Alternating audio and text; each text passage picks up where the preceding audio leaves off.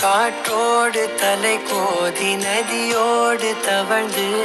உயிரோடு உயிராக உறவாடும் அழகே, பனியோடு விளையாடி மலர் ஊஞ்சலாடி தரை வந்து தமிழ் பேசும் இரு கால் வெண்ணிலவே, சிறகாக உன்னை நான் ஏந்தி செல்வேன், சினுங்காமல் உன்னை